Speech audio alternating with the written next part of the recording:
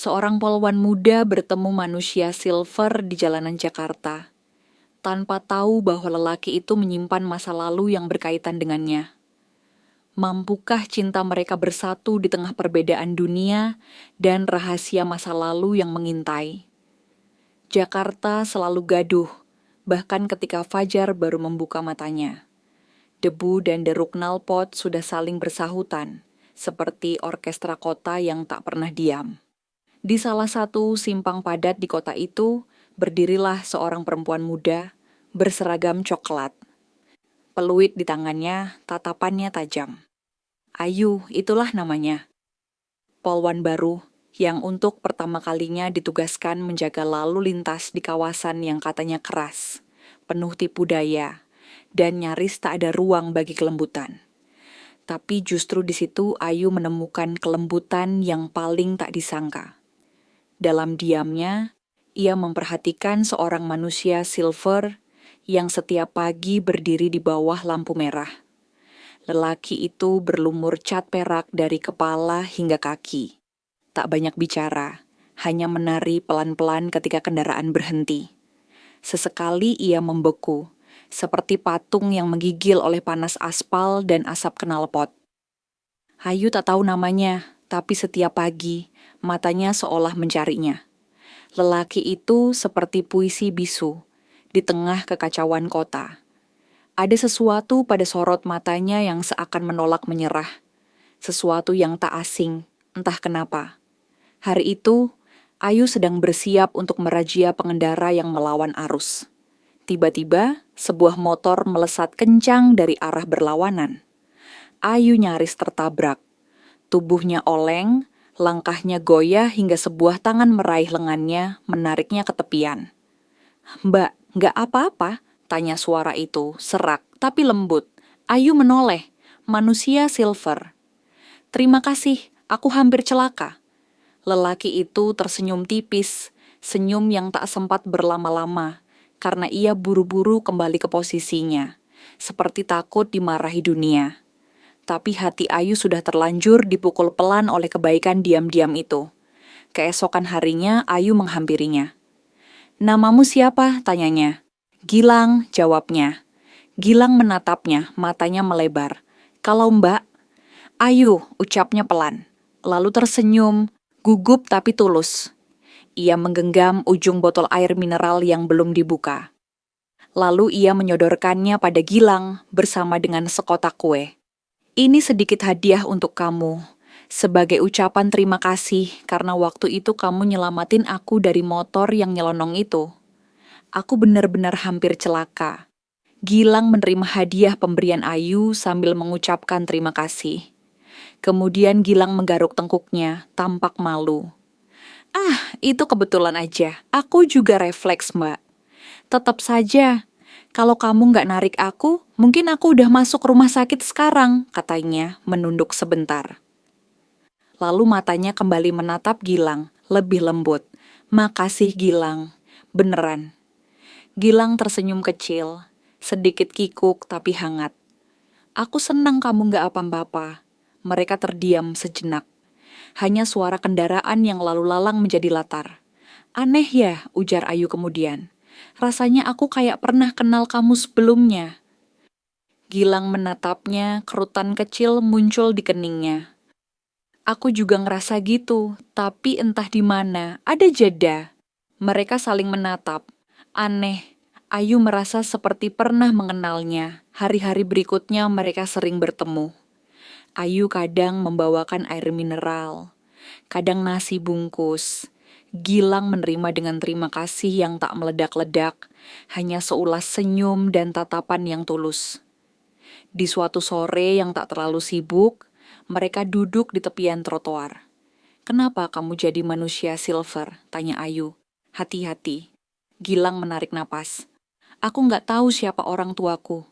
Dulu aku diculik waktu kecil, katanya buat diajak ngamen di kota. Tapi aku kabur. Sejak itu, hidup di jalan. Pernah jadi badut, pernah bersihin kaca, pernah kelaparan.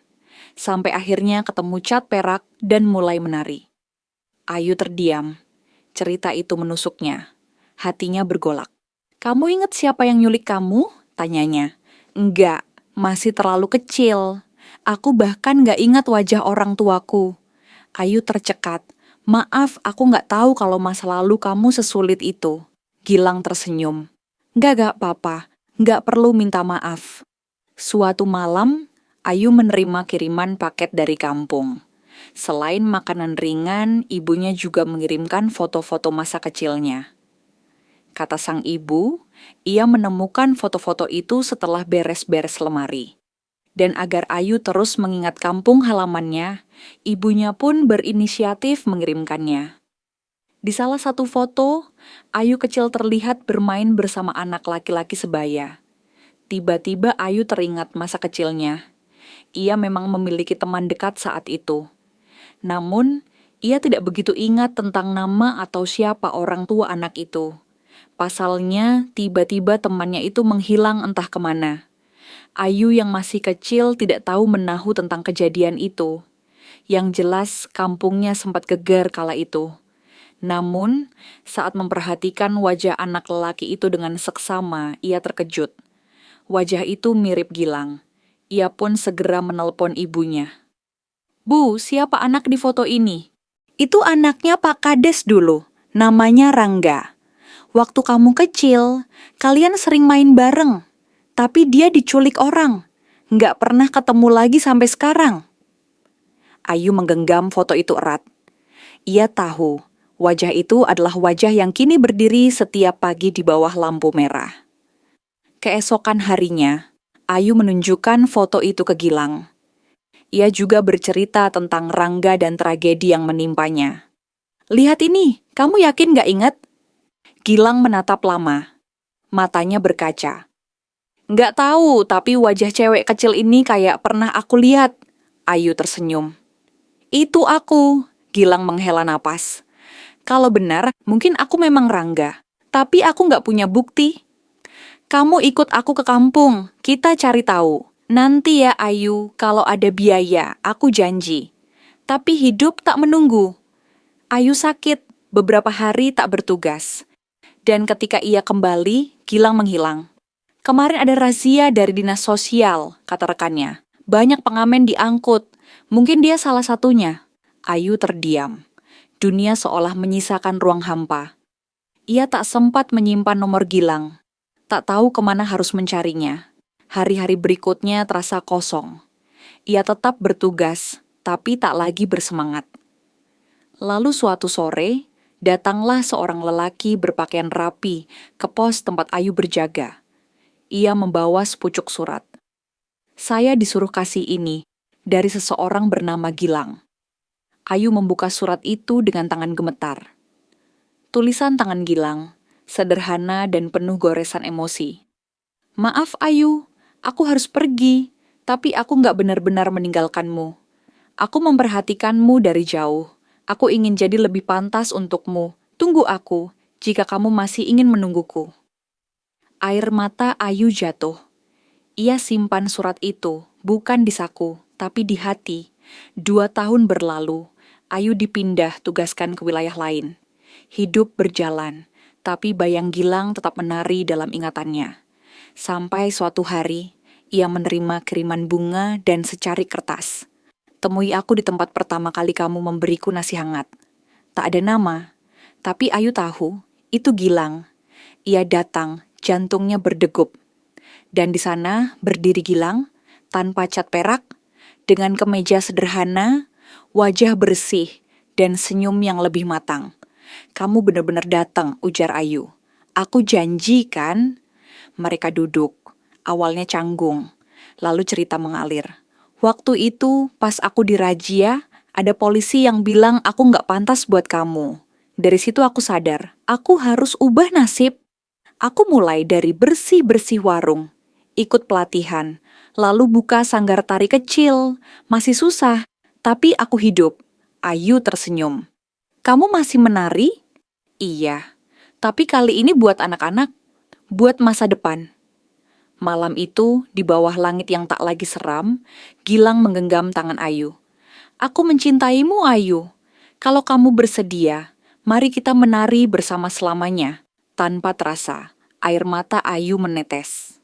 Ia pun mengangguk sebagai tanda bahwa ia bersedia menerima cinta Gilang. Beberapa bulan kemudian, Gilang datang ke kampung Ayu. Ia bertemu kedua orang tua Ayu, membawa niat baik. Saat itu, Ibu Ayu memperhatikan tangan Gilang. Ia menatapnya lama, lalu berbisik, "Kamu punya tanda lahir di pergelangan kiri." Gilang mengangguk. "Sejak kecil." Ibu Ayu menatap Ayu dengan mata melebar. Tanda lahir itu mirip seperti milik Rangga, anak Pak Kades. Sebelumnya, Ayu memang sempat bercerita ke ibunya bahwa Gilang, kekasihnya, mirip dengan anak Pak Kades yang hilang. Ia pun meminta ibunya memastikannya ketika mereka bertemu. Karena kini semua orang merasa yakin bahwa Gilang adalah Rangga. Mereka pun pergi ke rumah kepala desa. Rumah tua itu masih berdiri kokoh meski catnya mulai memudar. Ketika pintu dibuka oleh seorang perempuan parubaya, matanya langsung membelalak. Ia menatap Gilang lama sekali, seperti berusaha menembus waktu. Sebelumnya, ibunya Ayu sudah meneleponnya dengan suara bergetar, memberitahu bahwa ada pemuda yang sangat mirip dengan Rangga yang hilang itu. "Siapa namamu, Nak?" tanyanya pelan, nyaris berbisik, suaranya gemetar. "Gilang, Bu, tapi aku nggak tahu nama asliku." Perempuan itu menggigit bibir, matanya basah. Ia melangkah maju, lebih dekat, lalu menatap wajah Gilang dari jarak sangat dekat.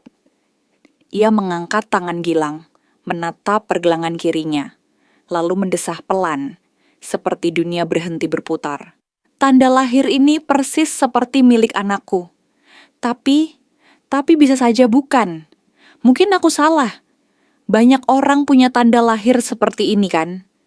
Katanya, suaranya bergetar antara harap dan takut. "Siapa anak ibu?" tanya Gilang. Suaranya pelan. "Namanya Rangga. Ia hilang saat berusia 5 tahun. Diculik. Kami mencarinya kemana-mana, bertahun-tahun, tapi tak pernah ada kabar." Gilang menelan ludah. "Aku juga diculik waktu kecil. Aku lupa segalanya sampai Ayu menunjukkan foto kami." Perempuan itu mulai menangis. Ia menutup wajahnya, lalu perlahan membuka dan menatap Gilang lagi. Kamu mirip sekali dengan anakku. Cara kamu menatap, itu tatapan Rangga." Tiba-tiba dari balik pintu seorang pria tua muncul. Matanya tajam tapi berkaca. Ia mematung di ambang pintu, melihat Gilang dengan tatapan yang sama hancurnya.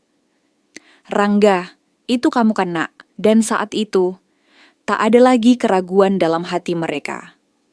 Tubuh perempuan itu menubruk. Gilang memeluknya erat. "Ya Tuhan, akhirnya kamu pulang, Nak." Gilang memeluknya balik, tubuhnya gemetar. Pria tua itu pun memeluk mereka. Tangis tak lagi bisa ditahan. Ayu berdiri di belakang, menyeka air mata. Ia menyaksikan keajaiban itu terjadi di depan matanya. Hatinya penuh. Hari itu menjadi kisah yang akan diceritakan selama bertahun-tahun. Bahwa seorang anak hilang, bertahun-tahun hidup di jalanan sebagai manusia silver, akhirnya pulang. Bahwa seorang polwan muda, dengan keberanian dan cinta, menyatukan kembali keluarga yang tercerai. Beberapa hari setelah pertemuan haru itu, Gilang atau Rangga mengajak Ayu berjalan menyusuri kampung masa kecil mereka. Mereka melewati pematang sawah, pohon mangga tua, dan jembatan bambu yang dulu jadi tempat bermain. "Kamu inget nggak?" ujar Ayu sambil tersenyum. "Kita pernah nangis bareng waktu layanganmu nyangkut di pohon itu." Rangga tertawa kecil. "Aku inget samar-samar, tapi waktu kamu bilang itu rasanya kayak pintu terbuka di kepala. Aku juga inget kamu pernah ngambek 3 hari gara-gara aku bisa nari lebih bagus dari kamu." Ayu tertawa dan menunduk. "Iya, kamu ngeselin banget waktu kecil. Tapi aku seneng sekarang kamu balik." Mereka berhenti di tepi sawah. Matahari mulai turun. Langit jingga membentang. Rangga menatap Ayu lama. "Terima kasih, Ayu. Kamu bukan cuma mencintaiku dengan tulus, tapi kamu juga nyatuin aku lagi sama orang tuaku. Kamu balikin aku ke rumah yang udah lama hilang. Ayu menatapnya, mata mereka bersitatap. Aku cuma nurutin firasat Gilang Rangga. Tapi aku juga bahagia kamu pulang. Mereka tak banyak berkata setelah itu. Tapi langkah mereka berjalan seiring, menyusuri masa lalu yang kini menjelma masa depan. Hari itu langit bersih, seolah turut merestui kisah yang telah lama terhenti. Di pelataran rumah kepala desa, kursi-kursi kayu ditata rapi, bunga-bunga kertas menghiasi kanopi sederhana. Ayu berjalan pelan mengenakan kebaya putih gading, langkahnya gemetar namun pasti. Di ujung pelataran rumah, Rangga berdiri menatapnya dengan mata yang berkaca-kaca. Saksi-saksi tersenyum haru. Warga kampung berkumpul. Beberapa bahkan tak kuasa menahan tangis. Orang tua Rangga duduk di barisan depan, menggenggam tangan satu sama lain. Tak ada kemewahan, hanya kesederhanaan dan keikhlasan yang memeluk seluruh suasana. Saat janji suci diucapkan, mata Ayu dan Rangga saling mengunci. Masa lalu mereka yang penuh luka kini luruh, berubah jadi kekuatan. Pelukan pertama mereka sebagai suami istri adalah pelukan dua jiwa yang telah lama tersesat akhirnya saling menemukan. Dan di malam harinya, di bawah langit kampung yang bertabur bintang, Rangga menatap Ayu sambil berbisik, "Terima kasih Ayu, karena kamu aku bisa pulang."